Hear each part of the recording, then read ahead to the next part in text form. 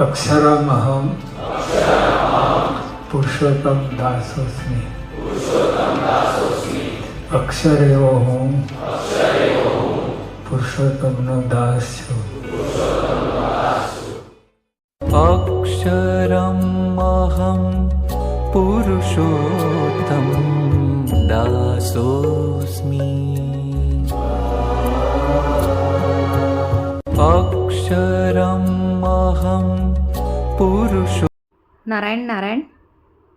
तुलसीदास जी की शादी एक स्वरूपवान युवती के साथ हुई है और वो इतने उसमें आसक्त हो गए कि पत्नी के बिना एक दिन भी रह नहीं सकते थे और एक अलग प्रकार की तीव्र आसक्ति ये उन्होंने धारण की हुई थी।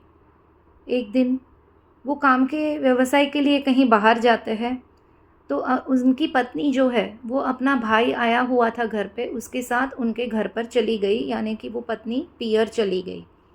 तो तुलसीदास को बताए बिना वो गई थी। उस वक्त तो मोबाइल या कुछ सुविधाएं नहीं थी, तो बिना बताए वो अपने भाई के साथ पीहर चली जाती है।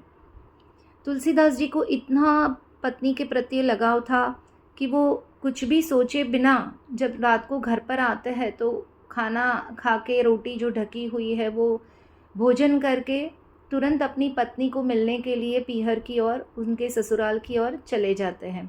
अभी रात के 12 साढ़े 12 बजे है, तो उस वक्त तो ये आधी पहर हो जाती है रात को।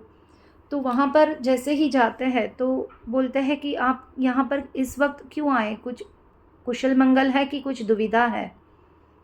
तो बोलता है कि नहीं, मुझे बहुत मेरी पत्नी की और बच्चों की याद आ रही थी, इसलिए मैं आधी रात को यहाँ पर आया।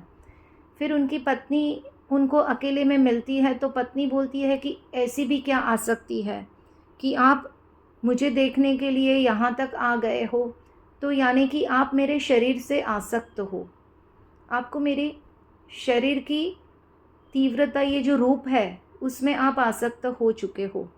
और उसमें कुछ ताने भी मारे वो पत्नी ने तुलसीदास जी को। तो तुलसीदास जी को बहुत ही अपमानजनक लगा और अंतर मन से उसको वो अपमान का असर हो चुका और उन्होंने उसी क्षण वहाँ से निकलने के बाद अपने खुद के घर पर भी ना गए और संसार का त्याग किया और श्री राम भगवान की सेवा में, श्री रामायण में आगे चलते गए।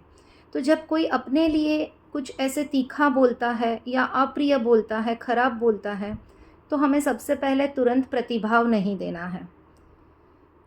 कुछ क्षण के लिए हमें मौन धारण करना है और कुछ विचार करना है कि क्या इसमें मेरी कुछ गलती है, मेरे में क्या कमी है।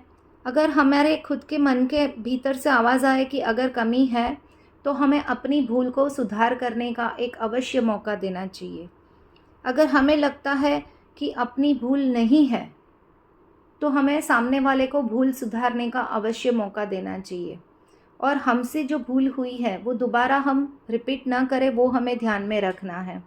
तो जैसे ही श्री कृष्ण ने कुरुक्षेत्र के मैदान में अर्जुन को जब भगवत गीता सुना रहे थे, तभी उन्होंने बताया था कि जीवन की हर एक समस्याओं का समाधान नारायण की शरणागति में है और भगवान की, नारायण की आज्ञा और इच्छा का पालन करवा वही सर्व समाधान, समस्याओं का समाधान है।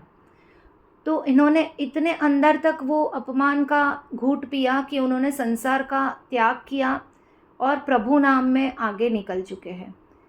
तो प्रभु की इच्छा क्या रहती है कि हम कौन सा गहना पहले, तो हमें अहंकार रूपी गहने का त्याग रोज करते जाना है और क्षमा का गहना रोज हमें पहनना है और वही हमारा आभूषण हमें रखना है।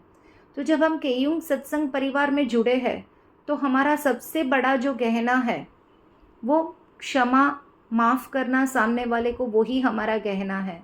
तो जब परिवार में कुछ अनबन हो जाए, कुछ ऐसी वाणी का प्रवाह हमसे या सामने वाले से हो जा रहा है, तब हमें बहुत गहराई से, अंतर मन से व्यक्ति को पहले माफ़ करना है, खुद को कुछ क्षण मौन रखना है, कुछ भी प्रतिभाव सामने नहीं देना है और जो भी समस्या है, चाहे मेरी गलती है, चाहे सामने वाले की गलती है, चाहे परिस्थिति तीसरे व्यक्ति के माध्यम से उत्पन्न हुई है, जो भी है, हमें नारायण की शरणागति में जाना है और हमें सबको माफ़ करते रहना है। जितनी हम माफ़ी देंगे उतना हम स्वयं स्वच्छ होते जाएंगे, और जितना हम स्वयं स्वच्छ होते जाएंगे उतना हमें सत्यता का आभास होगा, और जैसे ही सत्यता का एक क्षण भी आभास होगा तो उतनी हमारे नारायण के प्रति हमारी जो भावना है वो और जागृत हो सकती है, और हम नारायण के नज़दीक और जा सकते हैं। तो हमें संबंधों में सबसे बड़ा आज क्या सीखना है कि माफ़ करना। सामने वाला कुछ भी परिस्थिति उत्पन्न करे, वाणी का अपशब्दों का प्रवाह शुरू करे, हमें उसी क्षण से उसको माफ़ी देने में हमारा मन लगाना है। हमें उसी क्षण हमारे शब्दों में सकारात्मकता से, प्रेम से, अनकंडीशनल प्रेम से उसको पूरा भिगो देना है, ताकि उनका क्रोध शांत हो जाए, उनकी वाणी जो अपशब्द में है वो आशीर्वाद रूप शब्द में परिवर्तित हो जाए। ऐसे अलग प्रकार से उनकी वाणी का प्रवाह शुरू हो जाए और सकारात्मक वाणी वो उसी क्षण चालू कर दे बोलना, ताकि वो परिस्थिति शांत हो जाए। चाहे कभी कभी ऐसे भी होता है कि हम मन से वाणी का प्रवाह शुरू करते हैं, उच्च स्वर में वाणी का प्रवाह नहीं हुआ है और ऐसे में मन मुटाव हुआ है, तो ऐसे मन मुटाव के वक्त भी हमें क्षमा पहले आभूषण ग्रहण करना है। फिर हमें नारायण के पास जाके शरणागति मन ही मन स्वीकार करनी है, और फिर उस व्यक्ति से हमें संबंधों में सुधार लाना है।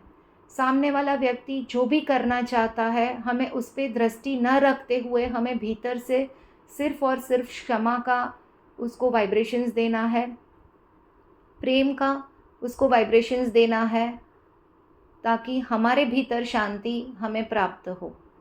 नारायण नारायण।